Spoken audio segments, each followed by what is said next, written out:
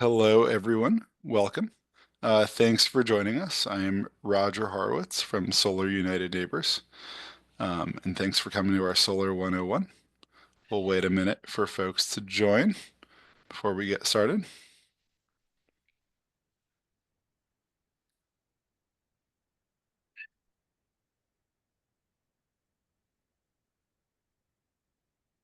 Hey, everyone. I'm Roger Horowitz from Solar United Neighbors. Thanks for joining us this evening for our Solar 101. We can go ahead and get started, but we are so glad that you're here this evening. Um, I am from Solar United Neighbors, and I will talk more about our organization in a couple of moments. Right now, I'm going to turn it over to my colleague Scott, who is from the DC area Solar Switch. Hi, everyone. Scott Anos, Director of Community Engagement with Solar Switch. Work with Solar United Neighbors in DC to help implement this program. Excited you all to be here. Happy to answer any questions throughout. But I'll turn it over then to Amanda with DC. Hi, thanks, Scott. Thanks, Roger. I'm Amanda Holloway. I'm with the District Department of Energy and Environment, the Solar for All program. I'm just here to tell you a little bit about that. You can go ahead to the next slide, Roger. So Solar for All, if you haven't heard about it, it's a program that we run through the district Department of Energy and Environment. And our aggressive goal, our ambitious goal, is to bring the benefits of solar energy to 100,000 low to moderate income families in the District of Columbia by 2032. So not too long off, but we're off to a good start. Solar for All, the idea, it has two components. It has a community solar project component, which I'll get to momentarily, and then it also has solar for single family. I'll get a little bit more into that in a minute. It was established here locally in 2016 by council legislation, but you might be hearing more about it because EPA is now funding it, or now funding nationwide Solar for All programs. So it won't just be in the district. There's a few other states that have Solar for All programs, but we were the first. So Solar for All, bringing solar energy to residents. That includes installing solar on single family homes. So if you own your home and it's a private roof, you can get solar panels for free if you qualify, if you meet the income qualifications, and we'll get to the detail at the end. But if you rent or own a condo or a co-op, 70% of the district, residents live in a multifamily situation, either the condo co-op or the renter. And you might not own your roof. So in that case, getting solar panels is not going to work for you. But we have this other project for community solar. Great, thank you. Community solar, where you can get a discount on your Pepco bill for subscribing to the program. And community solar, what that basically is, we have big, kind of quote unquote solar farms throughout the district, but a lot of times they're, since it's a very much built environment, they're on large roofs. Like think hospitals, like Children's National holds one of our, renewable energy farms, basically facilities. So from that, the solar that's generated there then goes into subscriptions, and we kind of piece out a little bit of all the energy equally for different households. So this image just shows, a portion of the solar energy is going to, the different households. So it's really super easy to sign up, and you get a discount on your bill, which is great. You're helping the environment by, using the solar energy. It doesn't go directly to your house, but by supporting the solar energy generation. So that's really great. You can go ahead to the next slide, Roger.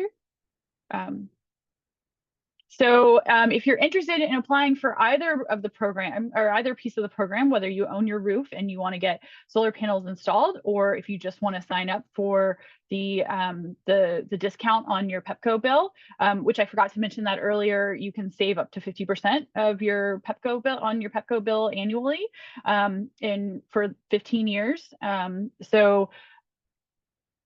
probably indefinitely, but 15 years is sort of our cap. But anyway, it's really easy to apply. I mean, there's the old-fashioned paper application. If that's, if that's what works for you. We have an online application for both of those. You do have to provide, proof of your income to see if you qualify. But we have a third way to apply. A number of the buildings in DC are pre-approved based on the income qualifications to live there. So if that could be you, we show up at these places sometimes and then sign residents up, but feel free to reach out and I can tell you if you live in a pre-approved building. Then all you do is you basically just sign your name, give us your Pepco number, and you start getting discounts on your bill. Well, it takes a couple months, but yeah. So really easy to sign up. There's the Solar for All application is online. Here's our hotline number and the general email for Solar for All. And I'll leave mine at the end because you can reach out to me directly. You can go to the next slide, Roger.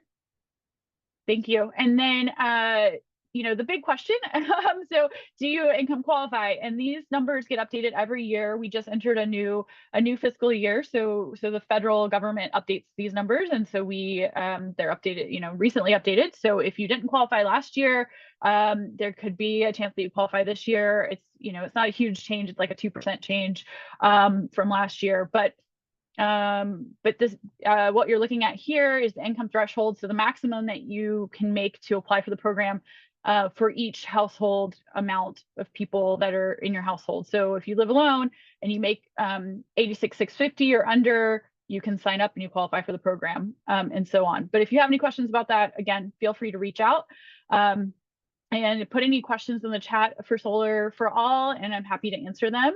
And here is my email address and our hotline number. So over to you, Roger. Thank you. Of course. Thanks so much, Amanda. And thanks, Scott, for being here tonight.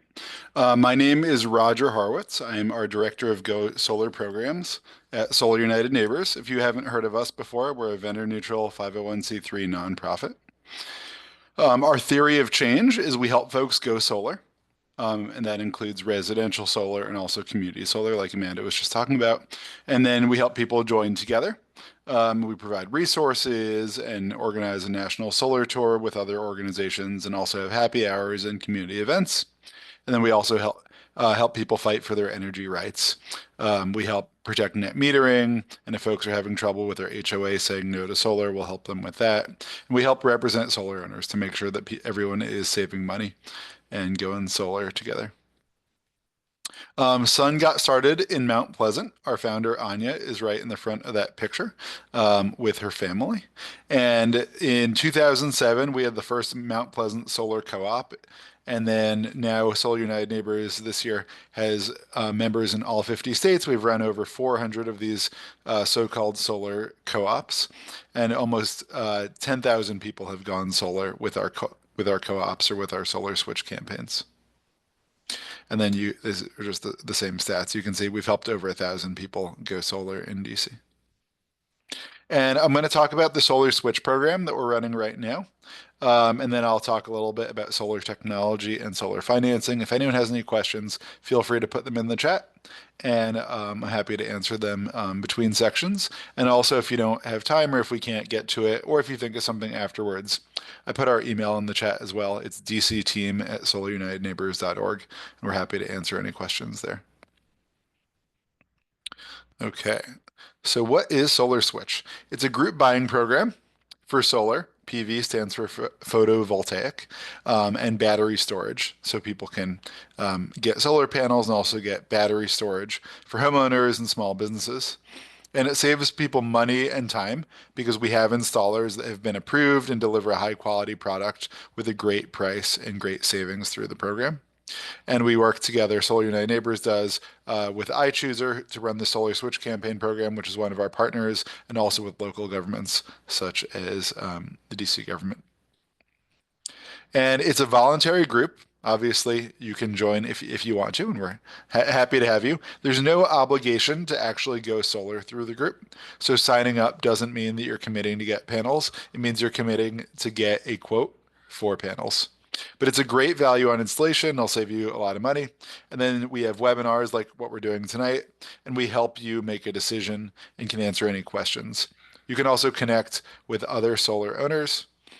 And because we are having these campaigns twice a year, it helps bring down the costs. And also, a lot of people going solar together means that there can be a bulk discount. And this campaign that we're running, the Capital Area Solar Switch, is in DC, but also is all over the DMV area.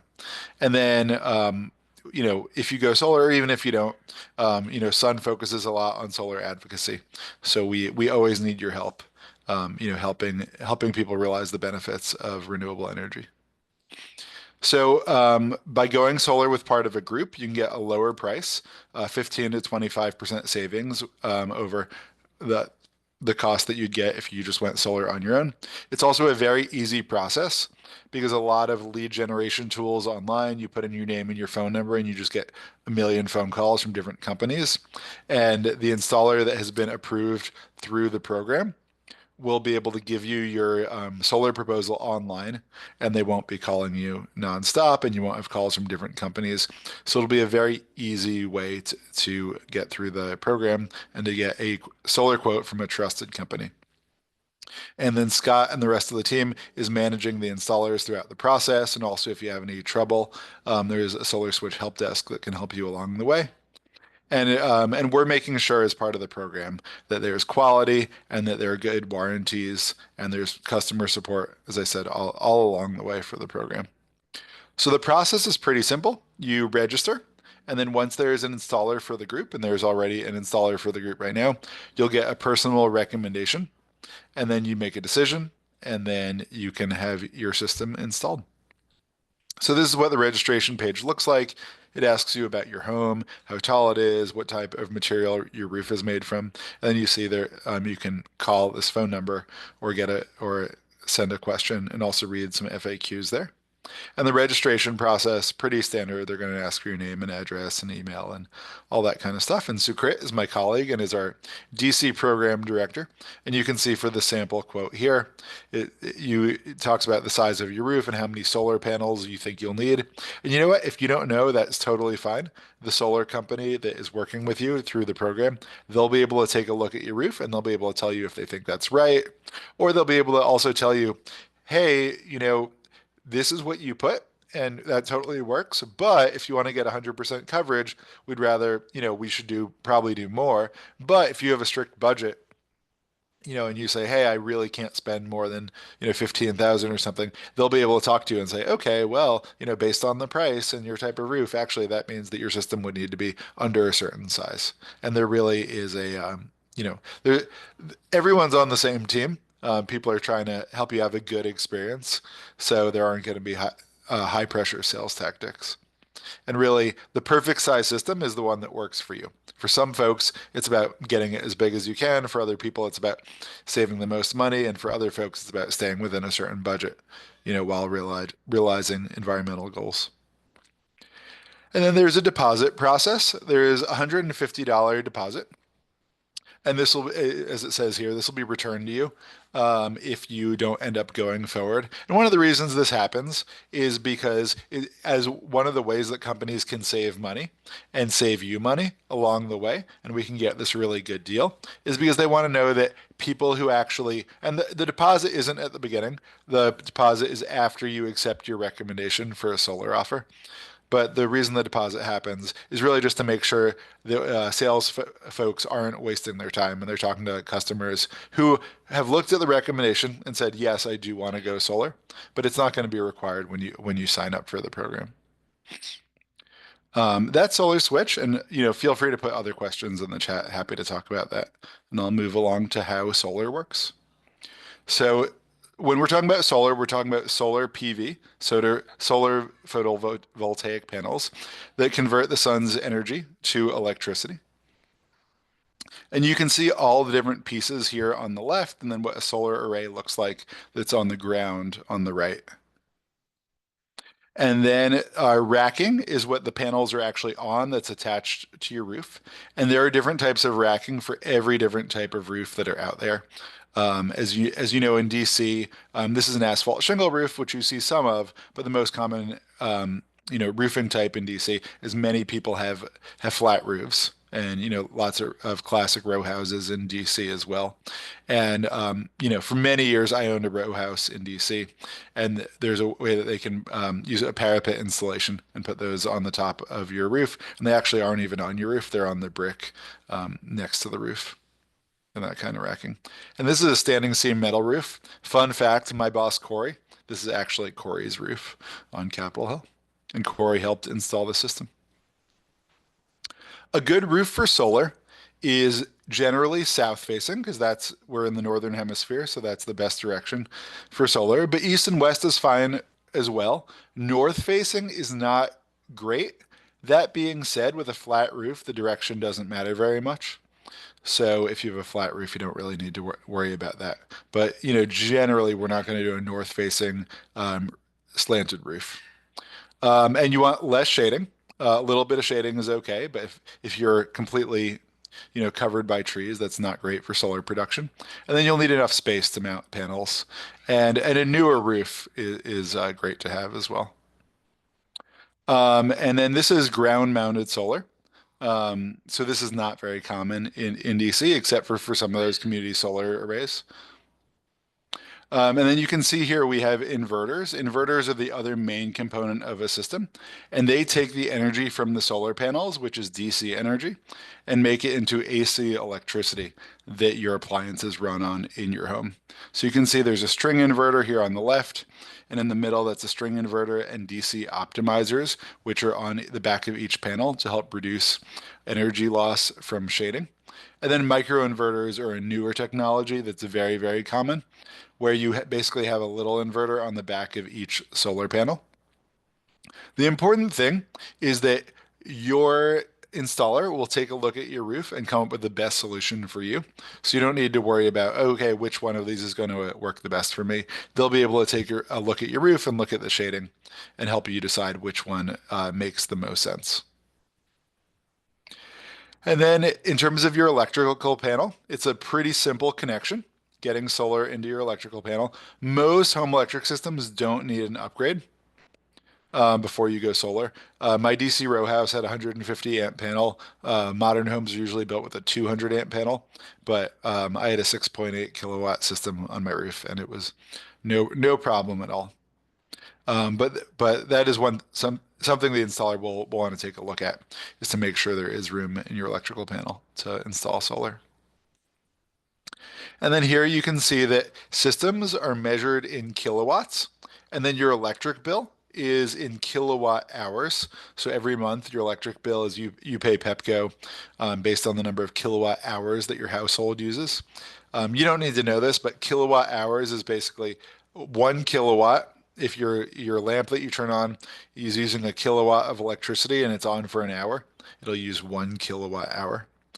So you can see that in this example, it's saying that these are 300 watt panels. Most panels nowadays are actually about 400 watts. And you can see that a panel is about the size of a human. Obviously, humans come in different shapes and sizes. But just getting you familiar with the size of a solar panel, they're usually pretty big, about 6 feet by 3 feet. And then the average size in DC of a solar installation is usually between 6 kilowatts and 7 kilowatts. So, you can assume that would be somewhere around 15 panels, but also it really depends on your size of your roof and also, what your goals are and your budget is as well. You can see that for a grid-tied system, meaning you're connected to the electric grid, which pretty much everyone in DC is, your solar panels are absorbing energy from the sun, and then your inverter is converting that energy from DC to AC like we talked about. And then your home is using it directly right then and there. But let's say it's a beautiful sunny day in the spring and you're not home, you're at your office, your kids are at school, whatever. Your home isn't using a lot of electricity, you're not heating anything, you're not cooling anything. Maybe just your refrigerator is on. So your home under that scenario is going to actually, you have this bidirectional utility meter, and it's going to be sending a lot of your electricity back to the grid. And then at night, you're going to be taking that energy that you exported to the grid and using that on your bill through a process that's called net metering. You can see net metering here. It's a one-to-one credit on your bill. And also it's based on an annual cycle. So let's say one day you're producing more than you're using, one day you're using more than you're producing because it's a really cloudy day, or you have a lot of people over, or you have electric heat and it's cold. So it really helps even it out, the process with net metering. And then here is a very, very simplified bill. If you've ever looked at your electric bill, you've seen that it is way more complicated than this.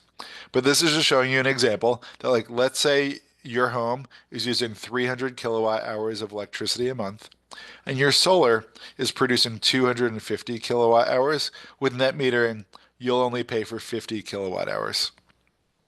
And any energy that you make during the day that you're not using is going back to the grid, and that's offsetting the electricity that you're using at night when your solar isn't producing.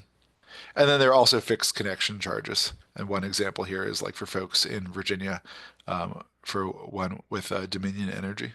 And then surpluses are carried over month to month, and there's an annual billing cycle for this.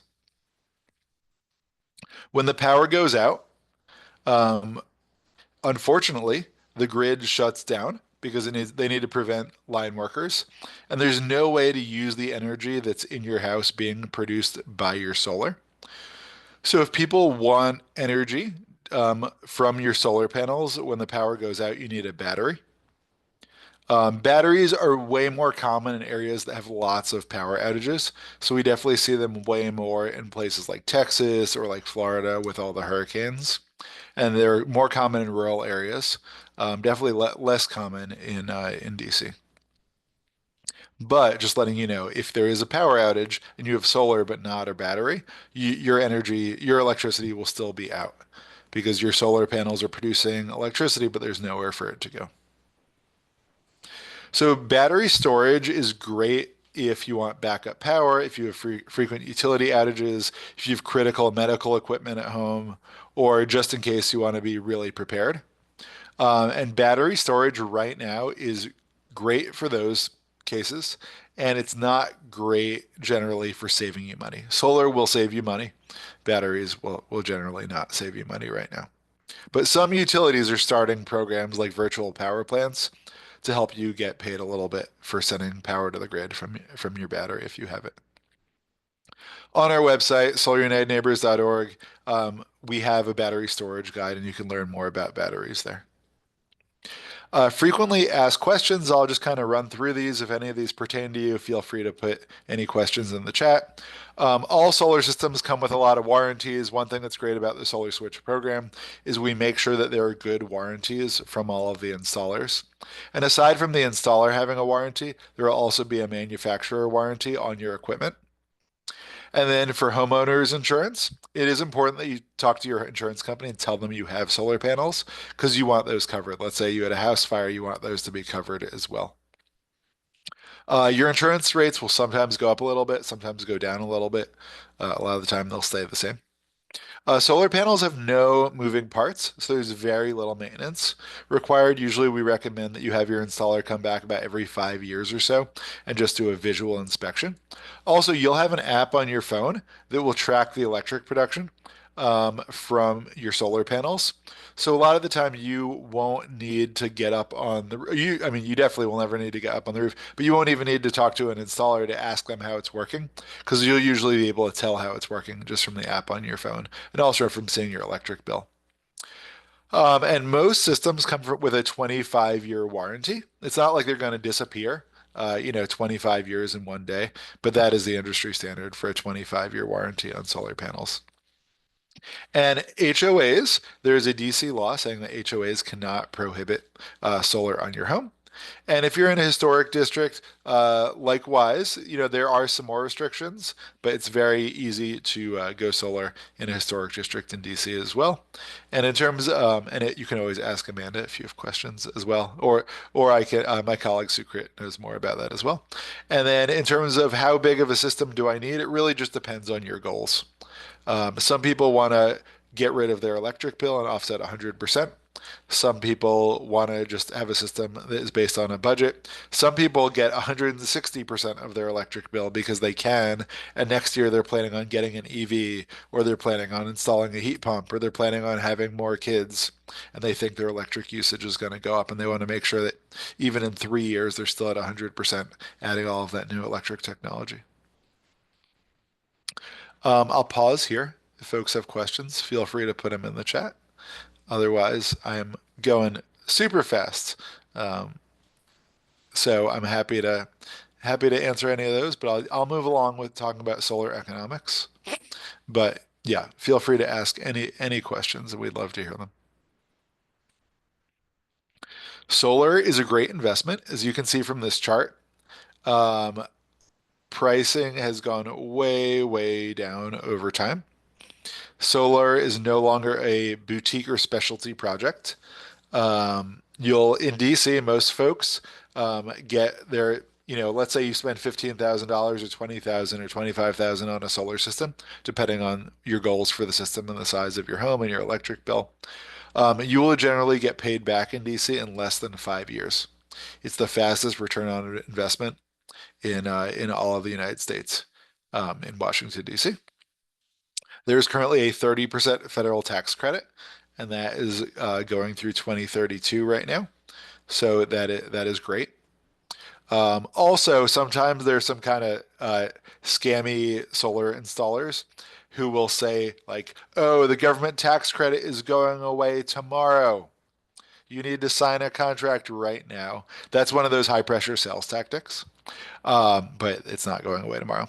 Rav asked in the chat, why is the payback so high in DC? And that is a kind of complicated question, but I'm happy to talk about it because that's what we're here for. So DC has this great thing called Solar Renewable Energy Credits, also known as SRECs. And SRECs are in a lot of markets, and basically they make locally produced solar into a commodity. And there is a DC government rule that Pepco needs to get a certain amount of electricity that is produced on rooftops in Washington, DC. And because of that, SRECs have a value that goes up and down based on the supply and demand of how much solar energy is coming online every year in DC. So for example, in some places, like in Virginia, SRECs are usually, and these vary wildly. That's how commodities work. They go up and down. But SRECs, the way they usually work is you register with an SREC broker, and every 3 months, so quarterly, you'll get a direct deposit in your bank account because they'll sell your SRECs every quarter. In Virginia, SRECs are usually worth around $40 per SREC, and an SREC represents 1,000 kilowatt hours of electricity that your system is producing. So let's say your solar system is producing 7,000 kilowatt hours annually in DC. Let's say it's a 6 kilowatt system. It produces 7,000 kilowatt hours annually. So in Virginia, those 7 SRECs, let's say, are worth $280 a year, which is great. It's better than nothing. And in Maryland, they're worth about $60. And granted, this goes up and down, but 60 times 7, so okay, $420. In DC, SRECs are worth about $400 because there is not so much space for solar panels in DC. So they are very, very valuable. And then the district has really good renewable energy policies. So because of that, in addition to maybe having your electric bill go away or be much lower and saving money that way, if you're in DC, you're also saving a ton of money because you're getting this direct deposit for 7 times 400, so $2,800 a year, in addition to your utility savings. So that's why most places in America have a 9 to 11 year payback for solar. And in DC, it's less than 5 years because of that additional money from the SRECs. And also, Amanda, as I'm talking, feel free to jump in if you have anything to add that as well. So here you can see a chart of what the different costs are with solar. And you can see that system components are the yellow area on the bottom. That's the cost of the actual equipment. Labor costs are the cost of solar installers actually doing work and installing that system. And then the orange all the way on top are the soft costs associated with installing solar. And soft costs are permitting and also office staff and having having people go door to door or call people. A lot of that is sales commissions. So that's one way that Solar Switch is saving you a ton of money because the installers are getting folks and they're not having to go door to door. They're getting a list of folks from Solar Switch who are interested in going solar. Is everyone going to sign a contract? Absolutely not. But a lot of folks are. And the return on investment for those installers, it's really much easier. And that's why they can give a lower price because they're saving a lot of money on soft costs because they don't need to buy names folks who said they were interested in solar from a lead generation company. They don't need to go door to door, etc. You can see the federal tax credit is currently 30% through 2032. Then it'll go down the next couple of years. Who knows what will happen in the future? But historically, usually when you get near that deadline, like that's what happened last time, it went down to 26% for 1 year. And then folks like us, folks reach out to their legislators and said, "Hey, this is really important to me. We want it to go back up," and Congress passed the bill. The Inflation Reduction Act brought it back up.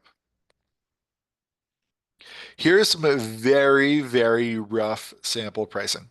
People want to know if this is your home, and the answer is definitely not. This is just sample pricing of what it could be, just hypothetically, so that you can get some rough numbers in your head. So let's say you have a pretty small row house in DC with a 4 kilowatt system. You can see it would be $12,000 up front, 30% federal tax credit. Of course, this depends if you can take the tax credit. Not everyone owes taxes. Not everyone has tax liability. But if you do, like most folks, that would be the tax credit. SRECs, this is the most conservative value. This is not assuming that you're going to sell them quarterly. This is assuming that you're going to sell them upfront one time. So this is the least amount of value you'd get for your SREC. In reality, most people would get a lot more. But you can see that after that, your net cost would only be $2,400. And then you'd be saving $600 a year on your electric bill.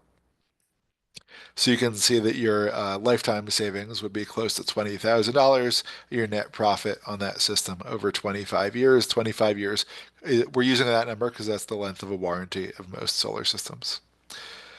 So anyway, this is being very conservative, but you can see that payback would be pretty quick in this scenario.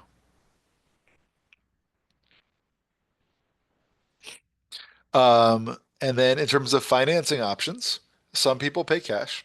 It's great if you have cash. If not, a lot of people use solar loans. And one reason, one way that you can find out more about loans is go to solarunitedneighbors.org/financing to see a list of options.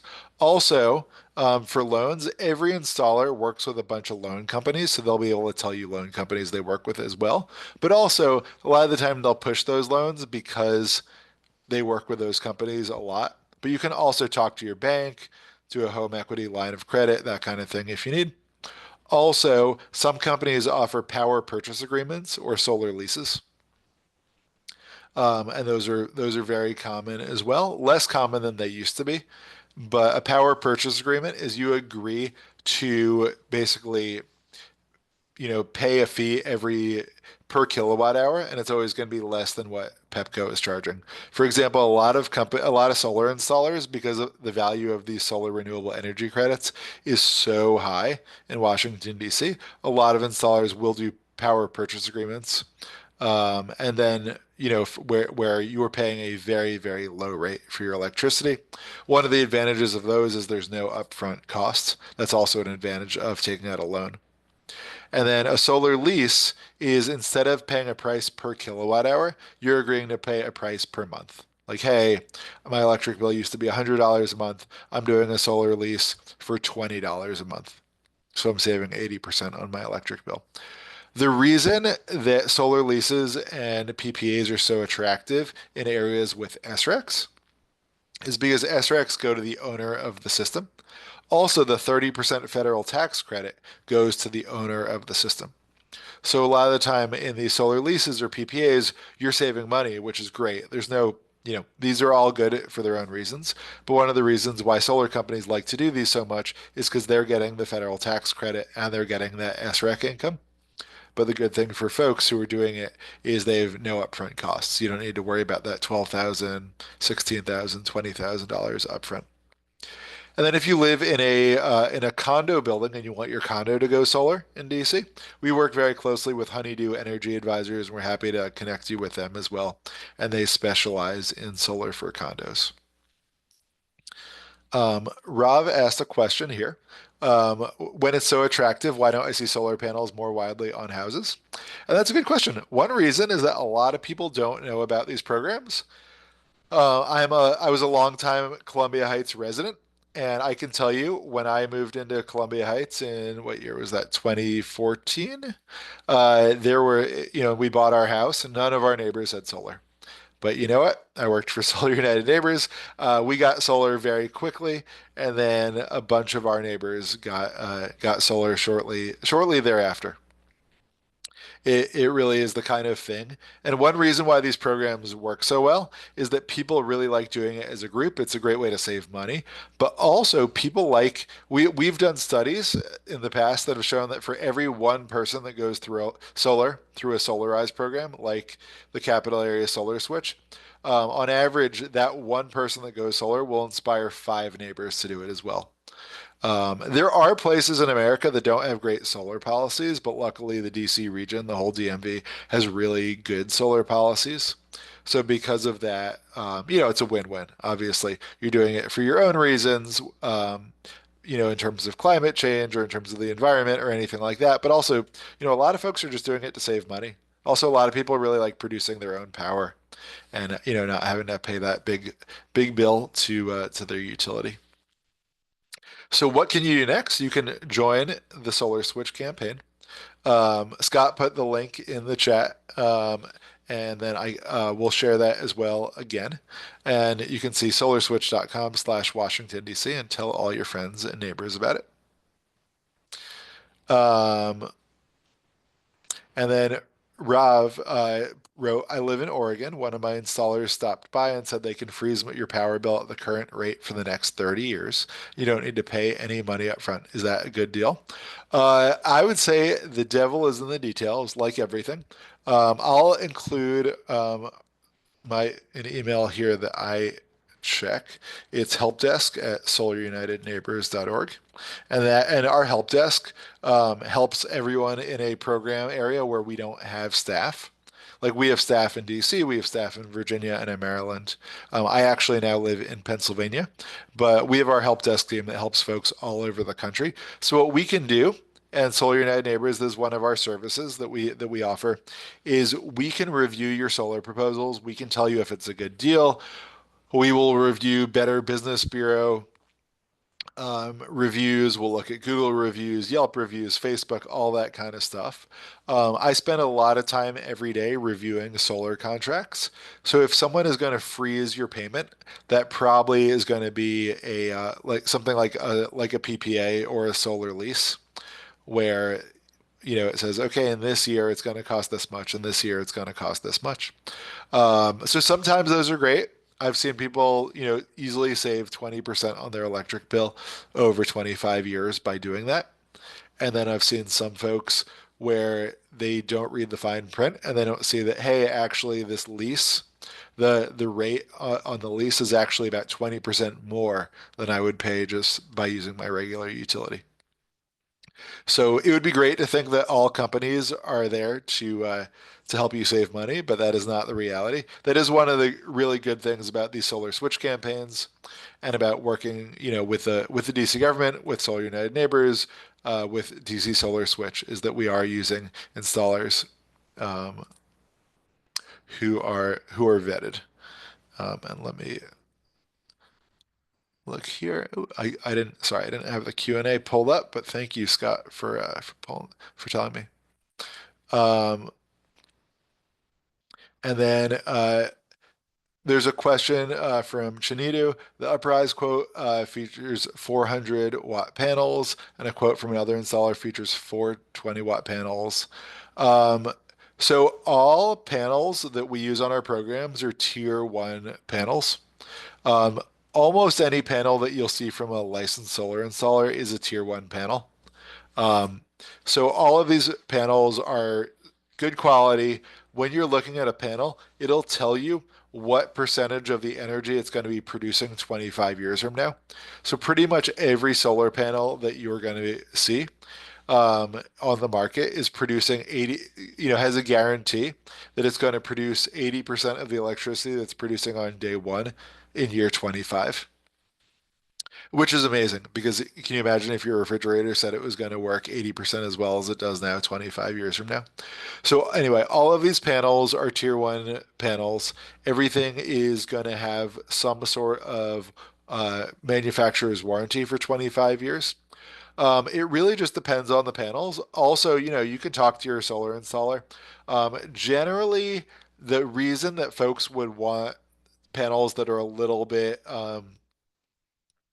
better production would be for a small roof size. So like, let's say you have a very small roof, you want to, you're not going to be able to offset 100% of your electricity, but maybe you will be able to, produce 80% of your electricity by using, 440-watt panels, but maybe it would only be, 65% using 400-watt panels. But that's really a conversation that I would have with your solar installer and say, hey, I have a small roof. I want to get, the best bang for your buck. For folks with bigger roofs, it's usually not the biggest deal. Also, I can tell you that when I had solar panels installed on my roof, they were 310-watt panels, and no one is using that anymore. Technology is definitely getting better. Now I rarely see panels installed that are under 400 watts. So efficiency is increasing definitely every year. And then Rob, thanks for writing about your son being super enthusiastic. We would love him to volunteer. We have a ton of kids programs, and same thing. Just send us an email and I can connect you with our community impact team. We actually have a program that works with Boy Scout troops, Girl Scout troops, and a Solar for Schools program. And there are lots of cool solar kits that you can use to help explain the concepts of solar energy. And when we go tabling and stuff, there are all these cool solar power cars and solar powered art and stuff like that. Anyway, it's very, very cool. And I'll just put everything in the chat. But the best way to contact me is our help desk at solarunitedneighbors.org, and you can just say it's for Roger. I am Roger Horowitz, and I'm putting that in the chat as well, so all of you can have all that. So anyway, that is the end of my presentation tonight. I will stop sharing my screen. Since I definitely finished a little bit early, I'm happy to hang out and answer questions if folks want for another minute or two. And Scott and Amanda, if you have anything to add, feel free to jump in, and then I can also always end us early and let people, enjoy their evening. But know that all three of us, we are around to answer questions, and you can email us, and we want to be here for you. And then I'm just going to include here Amanda's info as well, and info on the Solar for All program. And then I got a question about, Sally said, we signed our contract and are excited. We've heard that permitting takes a couple months. Oh yeah, I would love to talk about the timing of the project. That's great. Yeah, in terms of the program, permitting definitely takes some time. It really depends. It also depends on what time of year it is, because folks sometimes go slower close to the end of the year. Scott, do you want to talk about the permitting timeline for Solar Switch? Sure, I can share with DC. I think they're seeing, as you say, a couple months there. That's something that is kind of out of the hands of the program and is with the city. But we're not seeing any major delays beyond that. So it's something that the system should still hopefully be live by the end of the year, if not shortly thereafter. And if there's any concerns throughout the program, if you're seeing longer delays, we can definitely reach out to us and we can help investigate with the city, see if there's something going on. But that's about the standard timeline. Thanks. Yeah. So with Solar Switch, people get there's a right there there's an offer that you'll see on the website in your portal, and then if you accept that tentative offer, you pay the $150 deposit. Um, and then the installer will contact you and go over that. So when you make the offer, you're not actually signing a contract yet. And Scott, feel free to correct me. You are the expert on on all of this. And then after you actually sign a contract, yeah, I would say when I went solar in DC, it was probably 2 to 3 months between the permitting, and once permitting is approved and everything, then the installer will reach out to you to actual schedule an installation. Installation often takes one day, maybe 2 days for a really big system. But for me, it was honestly they were there at 8 in the morning and gone by mid-afternoon. Um, and then in terms of Rob asked about a deep dive on the cost. And yeah, I mean the main way that folks are saving money through these types of programs are, I would say it's really two things. One is a bulk discount in that, like the last Solar Switch program, over 600 folks in the greater DC area signed, solar contracts. So, part of it is really just buying in bulk, and installers, when they're able to buy in bulk, can get discounts. And then another thing is that installers are saving money. Just by not needing to, pay folks to go door to door or pay telemarketing companies to call people or, send mailers. Because customer acquisition ends up being one of the most expensive parts. So that's why folks are generally, saving that 15 to 25%. Um, okay. And then, there's a couple questions here. Peter asked about if you have a gas-fired furnace for radiator heat, can you replace it with an electric-powered one? You definitely can. I actually, at my house, I have 3 heat pumps for heat and air conditioning, and then a heat pump hot water heater as well. But that's one of the reasons why in DC, um, a lot of places you're limited to having your solar power cover 100% of your electric usage. But in DC, actually, you can go up to 200% of your electric usage. And one reason is that a lot of people are future proofing because they say, hey, I want my electric bill to still be zero 5 years from now. And I know that, I am going to be getting a heat pump.